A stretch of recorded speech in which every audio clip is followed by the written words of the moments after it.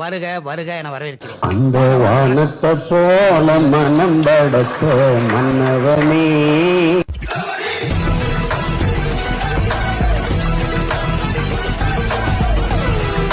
என்னோட உயிர் வணக்கங்கள். இது கொள்கை இல்ல, கூமுட்ட. ஆளுகின கூமுட்ட.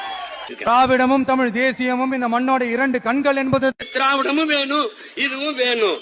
ஏன் வேணும்? இது ஏன் வேணும்?